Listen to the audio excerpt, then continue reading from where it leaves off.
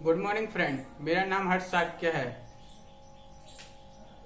तो कल की क्लास में हमने राज्य, केंद्र शासित प्रदेश, भारत के पड़ोसी देश इत्यादि के बारे में पढ़ा था।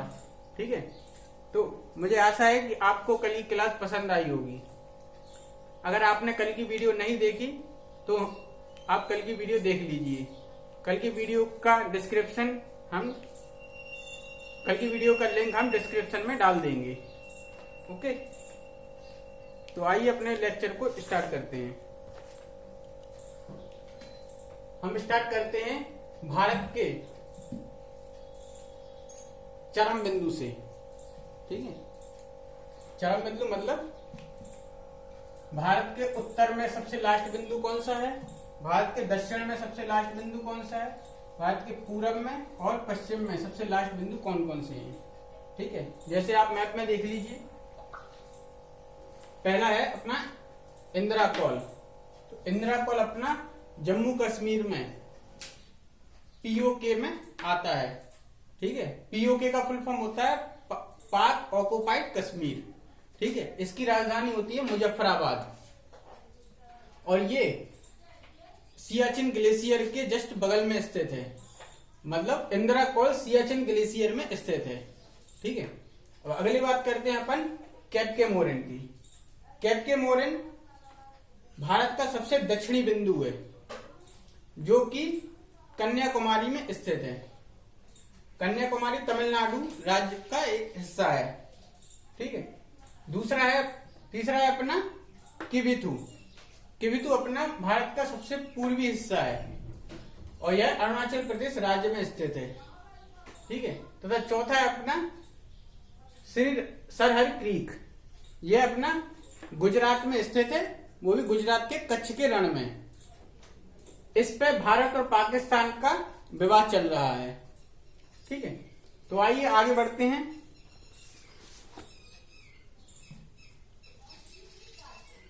अच्छा, एक चीज और, जैसे हम बात करें कि इंदिरा कॉल से लेके मतलब उत्तरी बिंदु से लेके दक्षिणी बिंदु तक की लंबाई कितनी है, तो उत्तरी बिंदु से लेके दक्षिणी बिंदु तक की लंबाई है अपनी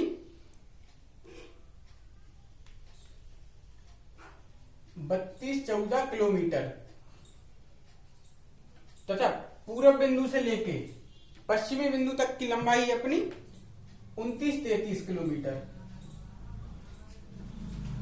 ठीक है, मतलब क्या है कि जम्मू कश्मीर के इंदिरा कॉल से लेके सीधे नीचे कन्याकुमारी तक कितनी लंबाई है अपनी 32-14 किलोमीटर और पूरब से लेके पश्चिम तक की लंबाई है अपनी 29-33 किलोमीटर।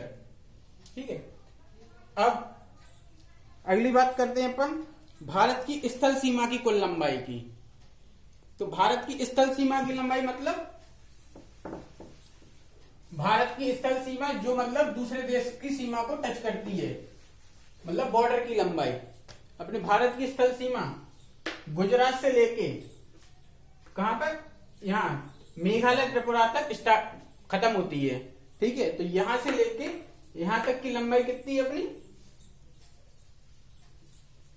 15,200 किलोमीटर। ठीक है, तो अब बात कर लेते हैं तटीय सीमा की लंबाई। तो तटीय सीमा की लंबाई है अपनी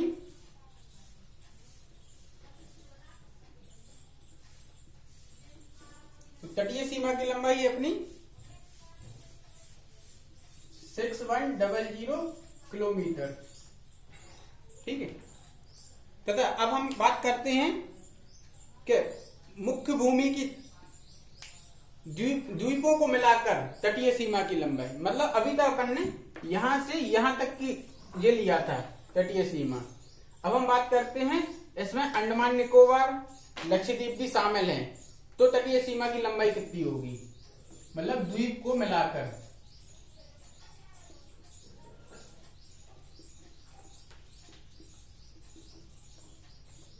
द्वीप को मिलाकर तटीय सीमा की लंबाई है अपनी 75/6.6 किलोमीटर। इसको आप हटा भी सकते हैं, इससे कोई दिक्कत नहीं होगी। ठीक है, तो एक बार रिपीट करते हैं अपन। उत्तर से दक्षिण तक की लंबाई कितनी थी अपनी? 32-14 किलोमीटर। पूरब से पश्चिम तक की लंबाई कितनी थी अपनी? 29-33 किलोमीटर।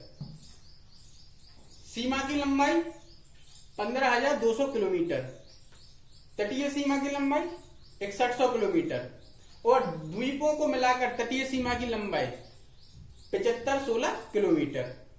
ठीक है, तो आगे बढ़ते हैं अपन।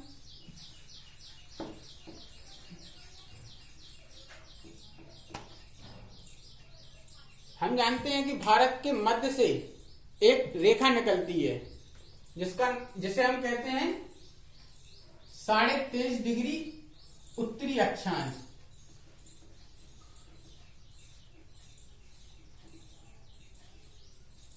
इसको अपन एक और नाम से जानते हैं, जिसको क्या कहते हैं अपन?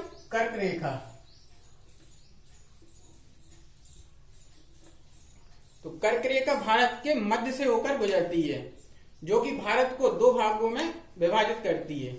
कर्क रेखा के ऊपर का हिस्सा उत्तरी भारत तथा नीचे का हिस्सा दक्षिणी भारत कहलाता है। ठीक है, कर्क रेखा भारत के कितने राज्यों से होकर गुजरती है? कर्क रेखा भारत के 8 राज्यों से होकर गुजरती है।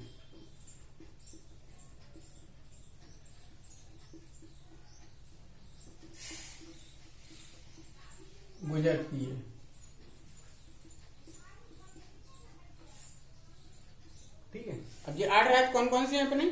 आइए देखते हैं मैप में। देखिए, ये है कर्क रेखा, ये गुजरात से स्टार्ट होती है। ठीक है, इसको 23.5 डिग्री उत्तरी अक्षांश कहते हैं। अच्छा, 23.5 डिग्री दक्षिणी अक्षांश भी होता है।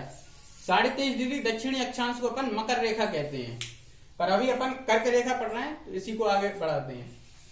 तो पहला राज्य है अपना गुजरात, दूसरा आता है अपना राजस्थान, ये देखिए छोटा सा टच हो रहा है। ठीक है, तीसरा है अपना मध्य प्रदेश, चौथा है छत्तीसगढ़, पांचवा झारखंड, छठवां पश्चिम बंगाल, सातवां त्रिपुरा और आठवां मिजोरम। एक बार और रिपीट करते हैं। पहला है गुजरात, राजस्थान, मध्य प्रदेश, छत्तीसगढ़, झारखंड, पश्चिम बंगाल, त्रिपुरा और मिजोरम। ठीक है, अब बात करते हैं भारत के अंदर के राज्यों की, जो मतलब भारत के ही राज्यों को छूते हैं। ऐसे कितने राज्य हैं? तो सबसे पहले एकमात्र ऐसा राज्य है जो भारत के सबसे ज्यादा राज्यों को छूता है, मतलब पहले है यूपी। यूपी भारत के 8 राज्यों को छूता है अंदर से। पहले यूपी के देख लेते हैं अपन। यूपी के भारत के कितने राज्य, 8 राज्यों कौन कौन से हैं? जैसे अपना मैप में ये है यूपी, तो यूपी भारत के कितने राज्यों को छू रहा है? उत्तराखंड, हिमाचल प्रदेश, हरियाणा, राजस्थान, मध्य प्रदेश, छत्तीसगढ़, झारखंड और बिहार। 8 हो गए। कौन कौन से थे अपनी? हम लिख दे रहे हैं। जैसे पहला उत्तराखंड,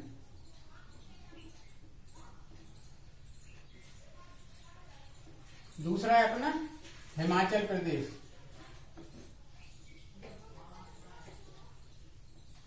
तीसरा है अपना हरियाणा,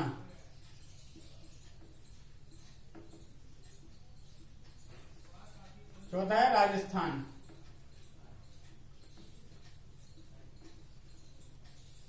पांचवा है अपना मध्य प्रदेश,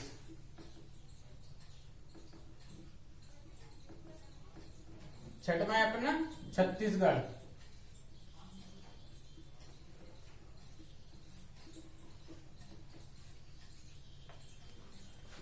सातवां है अपना झारखंड,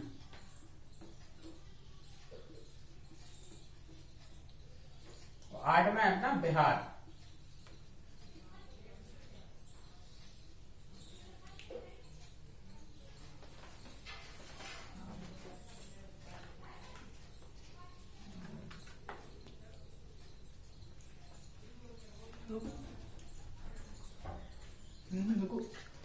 तो आइए इनको एक बार और रिपीट करते हैं।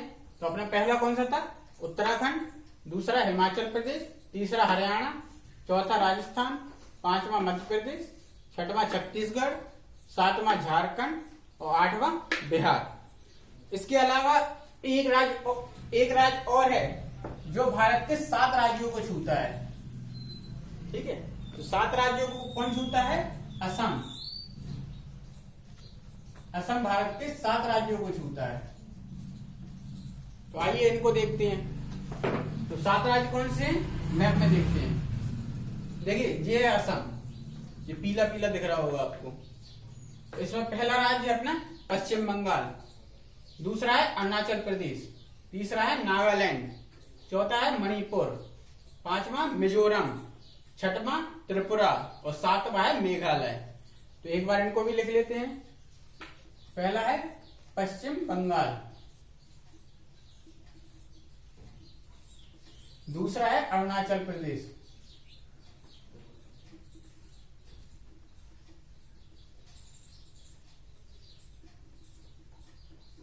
तीसरा है अपना नागालैंड,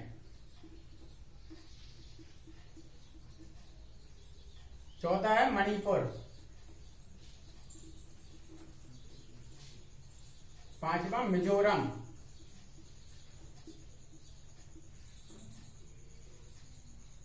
छठवां है त्रिपुरा और सातवां है मेघालय।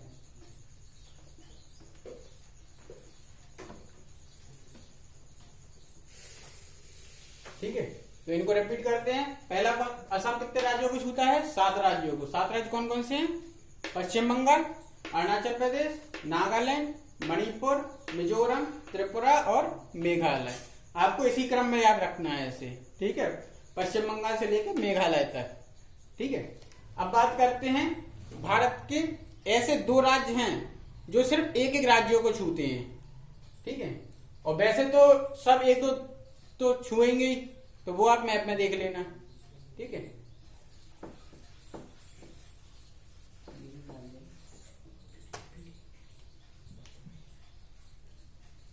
ठीक है, तो एक एक राज्य कौन से हैं? पहला है अपना सिक्किम,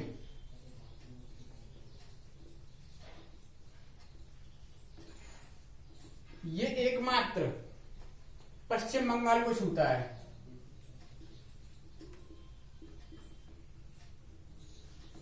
ठीक है, जो सिक्किम है जो एक बार पश्चिम बंगाल को छूता है। और दूसरा है अपना मेघालय,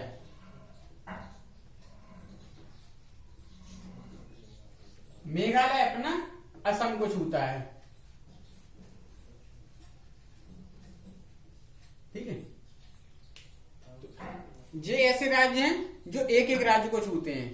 पहला था अपना सिक्किम, ये पश्चिम बंगाल को छूता है, और दूसरा है अपना मेघालय, ये असम को छूता है। ठीक है,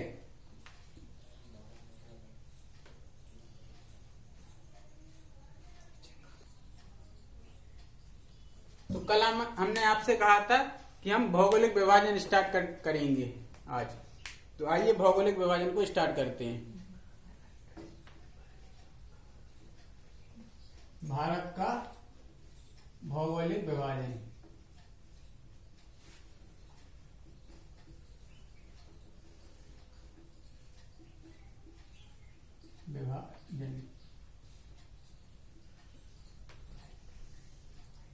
देखिए, भारत के भौगोलिक विभाजन को 5 भागों में बांटा गया है। ठीक है, 5 भाग कौन कौन से? पहला है पर्वतीय मैदान,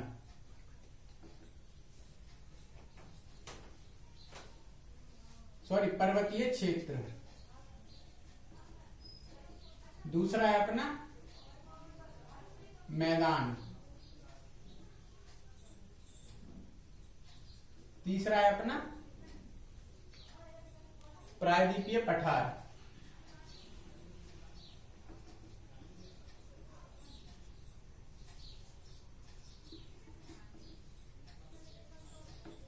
चौथा है अपना तटवर्तीय मैदान,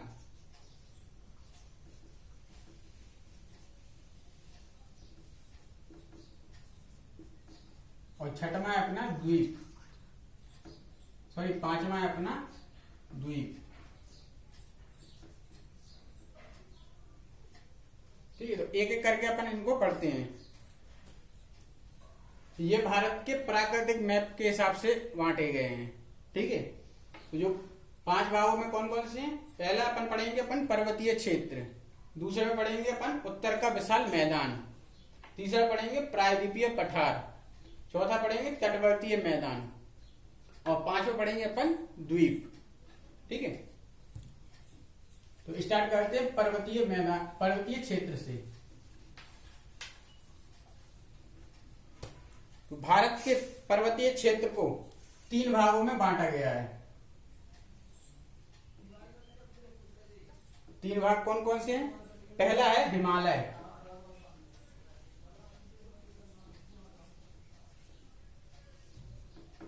दूसरा है दर्रे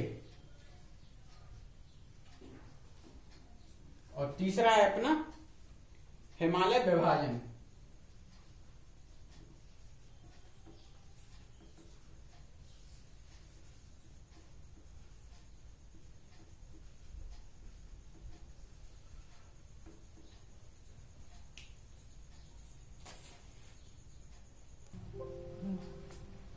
तो पर्वतीय क्षेत्रों को अपन ने 3 भागों में बांटा था, हिमालय, दर्रे और हिमालय विभाजन। तो आइए पहले स्टार्ट करते हैं अपन हिमालय से। हिमालय को भी अपन हिमालय की खोजकर्ता स्वेन हेडन थे। ठीक है, खोजकर्ता कौन थे?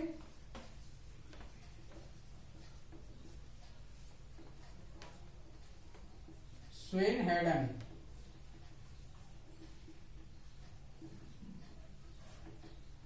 इन्होंने हिमालय की खोज की थी। ठीक है, हिमालय की लंबाई कितनी है? हिमालय की लंबाई अपनी 5000 किलोमीटर। ठीक है, तथा हिमालय का कुल क्षेत्रफल है 5 लाख किलोमीटर स्क्वायर। कितना है? 5 लाख किलोमीटर स्क्वायर। ठीक है, मतलब क्या है? खोजकर्ता कौन है? वो स्वेन हेडन और हिमालय की लंबाई है 5000 किलोमीटर और क्षेत्रफल है 5 लाख किलोमीटर स्क्वायर। ठीक है, अब आगे बढ़ते हैं। अब भारत के हिमालय को भी 3 भागों में बांटा गया है। ठीक है, पहले पर्वतीय क्षेत्र को 3 भागों में बांटा था, अब भारत के हिमालय को भी 3 भागों में बांटा गया है। भाग देख लेते हैं।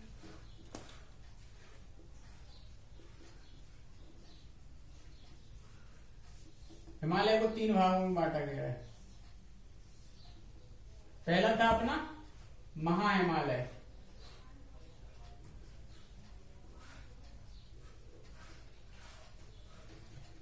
दूसरा है अपना लघु हिमालय,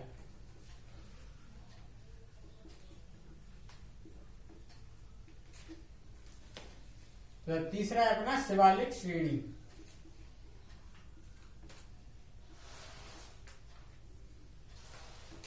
शिवालिक श्रेणी। तो आइए स्टार्ट करते हैं महाहिमालय से। ठीक है, महाहिमालय, जब हमने भारत का ऊपरी मैप बनाया हुआ है, तो महाहिमालय के अंतर्गत भारत का ऊपरी हिस्सा आता है। ठीक है, जो मतलब जहां की औसतन ऊंचाई 8400 से लगभग रहती है। ठीक है, जिनकी पर्वतों की ऊंचाई, इसमें विश्व की या भारत की ऊंची ऊंची पर्वत चोटियां मौजूद हैं। जैसे पहला अपन देख लेते हैं। पहला अपना विश्व का सबसे ऊंची चोटी है अपनी माउंट एवरेस्ट। यह विश्व की सबसे ऊंची चोटी है माउंट एवरेस्ट। यह नेपाल में स्थित है तथा इसकी ऊंचाई है 8848 मीटर। ठीक है, दूसरी है अपनी मकालू, यह भी नेपाल में स्थित है तथा इसकी ऊंचाई है 8481 मीटर। तीसरी अपनी अन्नपूर्णा की लंबाई है 8078 मीटर। तो चौथी अपनी धौलागिरी, यह भी नेपाल में स्थित है तो इसकी ऊंचाई है 8,172 मीटर। ठीक है। भारत के हिमालय की सिक्किम राज्य में एक चोटी है जिसका नाम है कंचनजंगा। यह भारत में स्थित है तथा सिक्किम राज्य में। तो इसकी ऊंचाई है 8,598 मीटर। तथा उत्तराखंड में नंदा देवी पर्वत स्थित है। इसकी ऊंचाई अपनी 7,816 मीटर।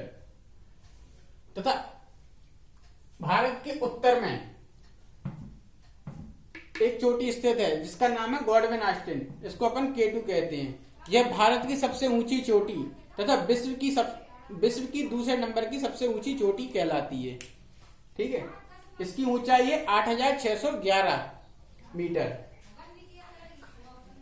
ठीक है। तो एक बार और रिपीट करते हैं। हाँ, ये अपना जम्मू कश्मीर पीओके में स्थित है गॉडविन ऑस्टिन। ठीक है।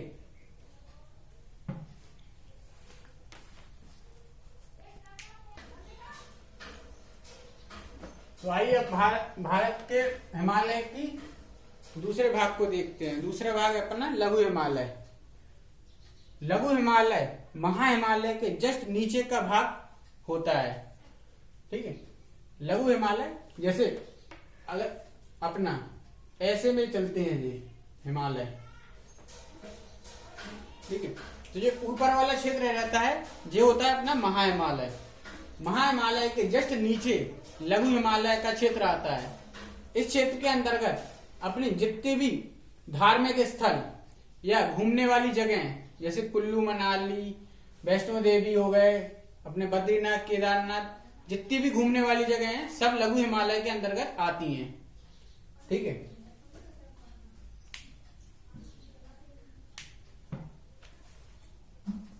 लघु हिमालय के अंतर्गत अपने नैनीताल, मसूरी, कुल्लू मनाली, रानीखेत इत्यादि इसी श्रेणी में आते हैं। तथा कुछ महत्वपूर्ण धार्मिक स्थल जैसे अमरनाथ, केदारनाथ, बद्रीनाथ भी इसी श्रेणी में आते हैं। अब बात करते हैं अपन शिवालिक श्रेणी की। शिवालिक श्रेणी पर्वतीय मैदान का सबसे निचला भाग कहलाता है तथा मैदानी भाग का उत्तरी भाग कहलाता है। इनके बीच का भाग को अपन शिवालिक श्रेणी कहते हैं। शिवालिक श्रेणी हिमाचल प्रदेश में हिमालय और शिवालिक के बीच कई घाटियों में विभाजित है। ठीक है। जिन्हें पश्चिम में मतलब हिमाचल प्रदेश और उत्तराखंड में स्थित है। जिन्हें पश्चिम में अपन दून और इसके पूरब में अपन इसे द्वार कहते हैं। दून और द्वार का मतलब है, दून से मतलब है अपना देहरादून से और द्वार से मतलब है अपना हरिद्वार से। ठीक है। इसके हिमाचल प्रदेश में हिमालय और शिवालिक के बीच की घाटियों में गहन कृषि की जाती है।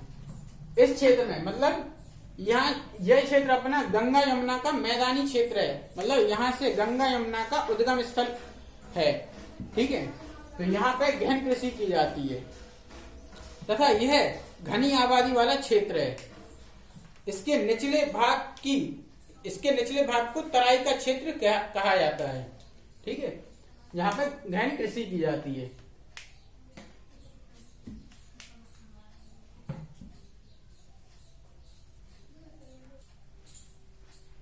तो अभी अपन ने हिमालय के भाग पढ़े। मतलब हिमालय के भाग कितने थे? महा हिमालय, लघु हिमालय और शिवालिक श्रेणी। महा हिमालय के अंतर्गत अपने ऊंची ऊंची पहाड़ियां आ रही थी छोटी, जैसे माउंट एवरेस्ट, मकालू वगैरह। लघु हिमालय के अंतर्गत अपने धार्मिक स्थल या जितनी भी प्रकार की घूमने वाली चीजें, कुल्लू मनाली, वैष्णो देवी, ये सब धार्मिक स्थल आ रहे थे। और शिवालिक श्रेणी के अंतर्गत अपने दून और द्वार, ठीक है, जैसे हरिद्वार और देहरादून ये आ रहे हैं। ठीक है। अब आगे बढ़ते हैं कुछ इंपॉर्टेंट फैक्ट्स के ऊपर। जैसे हिमालय की बात करते हैं तो हिमालय में माउंट एवरेस्ट पर चढ़ने वाले प्रथम व्यक्ति कौन थे? जो माउंट एवरेस्ट पर चढ़ने वाले प्रथम व्यक्ति थे अपने जुनको तेवई। ठीक है। ये जापान के थे। ठीक है।